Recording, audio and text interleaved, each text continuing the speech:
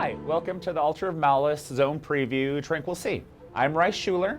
Some of you guys know me as Roshen, and I'm joined today by Jeff. My name is Jeffery Bard. I am Extemper on the forums. The zone that I worked on is Tranquil Seas, most of the quests from start to finish. We have some tension between Kinos and Freeport, and your city that you belong to sends you off to the Tranquil Seas to figure out what's going on with the Far Seas Trading Company. When you arrive, you see what's left of a fairly large disaster. Malvonicus's tower that you might recognize from the tutorial way back in the day has been exploded.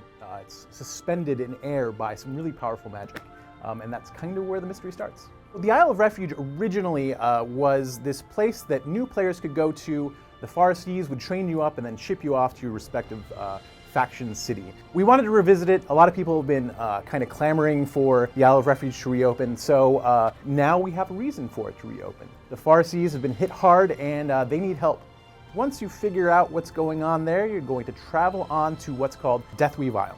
On Deathweave Isle is where you're going to find the Yurzarak, the giant spider bear creatures. They're having some troubles of their own. You're going to need to go and help them out. And then after that, you're going to head on over to South Deshin. And South Deshin is where you find the pygmies and some lizard cannon that are causing some havoc there. And the Dinodons, giant dinosaur-like creatures that the pygmies kind of worship.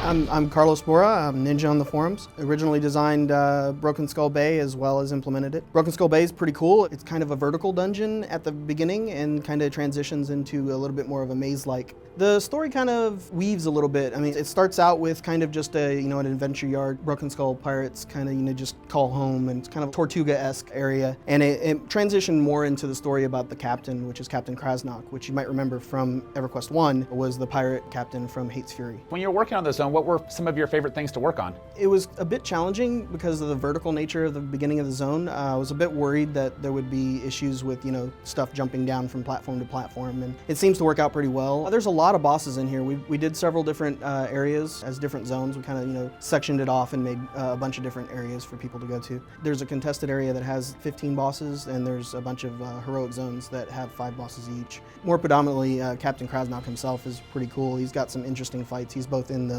heroic and in the raid, so you get to see some cool stuff with him. When I was looking at Broken Skull Bay, one of the first things I thought about were pirates.